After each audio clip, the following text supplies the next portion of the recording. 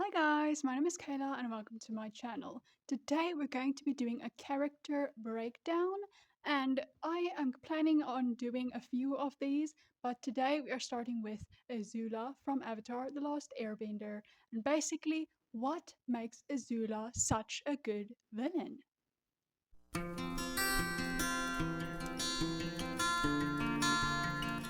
Okay, so let's get started without further ado. We're going to be talking about Azula.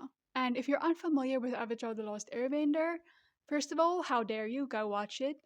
Second of all, Azula is just one of those characters that has always stuck with me for such a long time. And it's because she's so well written. Everyone always talks about Zuko and how well written he is, which is a fact. Like, I'm not trying to diss that. I love Zuko. He's one of the base characters for sure. But what makes a show good is a good villain. And Azula, in my opinion, is the villain of Avatar The Last Airbender. Like, yeah, we have Ozai, but let's be real. Who is more terrifying, Azula or Ozai? Azula, in my opinion. Like, if you put me in the same room as both of them, and I had to try to make friends with one of them, and like to survive, I'm going for Ozai and I'm gonna just flatter the shit out of him and he's gonna save me or something. But Azula, she's crazy, man, and I really love her. Like, she's such a good character. And let's just talk about her development through the show. In the beginning, first of all, she's not in season one except for like one frame where she watches Zuko's face get burnt and she smiles. And that's the introduction we get to this character. Like, Iroh is telling the crew of the ship that they're on at that point. They're still with the Fire Nation and like looking for Aang. And we just see this one frame of Azula, and it's in Zuko's backstory when we're like learning about how he got the scar and all of that, and it's like crazy because it's just one frame, but that's all the introduction we need for this character. Like, sometimes I forget that Azula is a child. Like, I forget that, like a teenager, I guess, but a child. So Zuko, I don't know how. I think he's like 16, maybe 17, and Azula is 14 years old. I might be wrong, I'll fact check that later if she's younger or older, but I'm pretty sure she's 14 years old.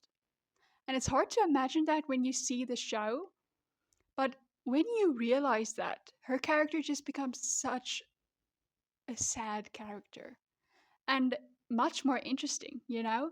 Like, she's always been interesting to me, but the fact that she's a child is insane, and it just shows you like the hazards of war and the way Ozai has mistreated her as well. Because everyone always talks about how Zuko is mistreated, which obviously it's more evident with him. He has a scar on his face, he's banished, he gets treated like crap. But Azula is just as mistreated, she just doesn't know it. You know what I mean? Like, the way she was raised turned her into a person that you could say is a monster, but at the end of the day, she's a child, you know? And it's just so freaking cool. Like, Avatar The Lost Airbender, if you haven't seen that freaking show at this day and age, how dare you, first of all? But second of all, just like, if this video tells you anything, this character is 14 years old, and there is so much depth to her character. That just shows you that all of the other characters as well are just as in depth and amazing. But her especially is like a testament to character writing. Because in the beginning, you think she's just going to be like, I'm evil because I want to be evil, like Ozai is. And he's just like, world domination, I deserve to be. He's a narcissist, you know? He thinks he deserves everything, everything is owed to him. And that's just that, you know? He's the classic villain type. But then we have Azula, his daughter, and her mother, just like Zuko, isn't there. You know, we sometimes forget that even though in the flashbacks we like see her behaving badly and like being mean to the mother, you know? But at the end of the day, she still needs her mom, you know? And the fact that she's just raised from that point on by Ozai, no wonder she ended up like that. It's just insane. And I just feel so much sympathy for her. A lot of people hate Azula. And understandably, she does a bunch of messed up shit. But I just love her character so much that it's impossible to me to hate her, you know? Because she's just so well written. Like, first, she's 14 years old. Secondly, she thinks her mother thought of her as a monster. And I wouldn't blame her because her mother literally said that under her breath, like, what is wrong with that child and stuff like that. And I do think I understand the mother's point of view. She's like scared of Azula because Azula is a lot like Ozai. But she's a child, ma'am. She is going to want to be like her parent. And like she obviously idolizes her father. And the mother should have like I don't know, tried a bit more with her. Because a lot of people think like Azula is a psychopath, but she isn't. She really isn't. Because at the end of the show, when she gets taken down, you can see that moment where she gets taken down and it's like, oh, it's the saddest scene in the show, honestly. And there's a lot of sad scenes. But that moment where Katara takes her down, rightfully, go Katara, love that scene. But you realize in that moment, you remember in that moment that she's a 14-year-old girl and the way she breaks down, it's like all I ever wanted to do was impress my awful dictator, Ozai father, Fire Lord, Phoenix King. And at that moment, she's just like broken. And it's so freaking sad. And it's sad to see the like mental toll all of this has taken on her because once again, I want to say this once again, she's 14 years old. She has gone through things that no child should go through, just like a lot of other children in this war that is in this show. I think sometimes people forget that this show is about war, it's about genocide. It's not a fun, like, fun time kids show, you know? It's about war and genocide. That's what the show's about. That's the whole thing. And it just shows you that even though she's on the quote unquote bad side, because realistically, like the only bad one is like the rulers of the Fire Nation, and she is a part of the rulers, but also she's a child. And all of the innocent people who are a part of it are just like, how do they have a choice? They're like brainwashed and things like that. And it's so freaking interesting. And this show just taught me so much about the world. I actually got a tattoo to honor this show because I really love it. I don't know if you can see it, but it's a glider. Anyway, but I got that a while ago, and it's because this show just taught me so much about the world. And I know that sounds ridiculous. It's literally an animated kid show, and well, debatable if it's a kid show, but it was on a channel for kids, even though technically the creators wanted it to be somewhere else. They didn't want it to be on a kids channel, but that's the only place they could find to make the show because at the time and still now a lot of people see animated things as kid shows. And I'm just really glad that I got to see this show as a kid. You know what I mean? Because realistically this isn't a kid show. And well, maybe the first season, you know, but then on it's not a kid show. And if this was on like a adult channel or whatever, I wouldn't have seen it. And I'm so glad that it was on a kids channel because like imagine not growing up watching this show, learning about war and genocide, you know, fun times. But also like the characters are just so in depth because it teaches you that even the baddest people are people at the end of the day. And Azula is such a testament to that. She's just so freaking interesting as a character. And I want to get deeper into that, but I also just wanted to talk about like the show as a whole quickly. And we'll wrap that up and we'll talk about Azula again. So she does lightning bending, like we all know. And a lot of people have theory about this. I don't know if it's like confirmed, but a lot of people have this headcanon that the reason she does lightning bending a lot and the reason she does blue fire is because If you don't know this, this is a little bit of a scientific fact. But the hotter the flames are, the more blue there are in the flames. Wow, I sound so smart. But basically, like yellow flames, orange flames, hot. Blue flames, extra hot. And extra unstable. So that just shows you, and like lightning is also very unstable because like it's literally like uh yeah. I don't know how to explain it to you guys, but I don't want to get into the nitty-gritty stuff, but basically blue fire, lightning, both very unstable, powerful, dangerous, hot things. And that just shows you like that is such a smart thing for this character as well, because the fact that she has blue fire and she's the only character we ever see with blue fire. I might be wrong there. I might have missed something. It might be in Legend of Korra as well, which I love that show. I don't know why people hate on it, but I think that she's the only one we ever see having exclusively blue fire.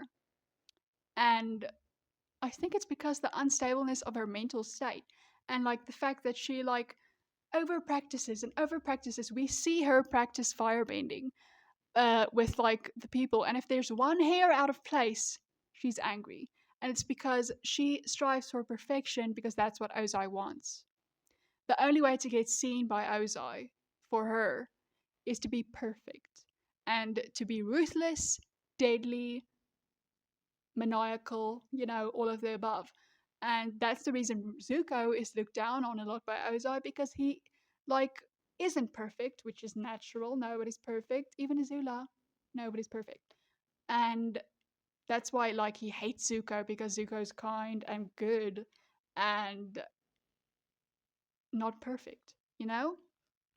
And Azula, just like, even though she isn't perfect, no one's perfect, but for, like, in Ozai's eyes, she's the best she can possibly be. She's the best she can possibly be.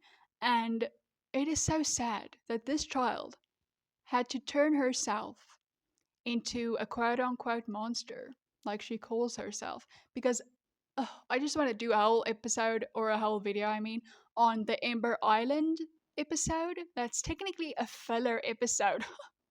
Best filler episode in the world, in the history of television, because that whole episode is just about going deep into these villains' characters. And in that episode, we just see they're teenagers. They are just all trying to prove something.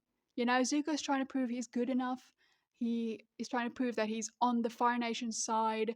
May is trying to prove that she, I don't know, like, is perfect or something. I don't know.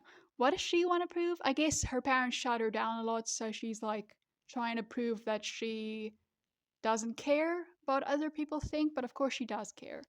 And what's her name? Ty Lee is trying to prove that she's different because she was raised in a group of siblings that all looked like her.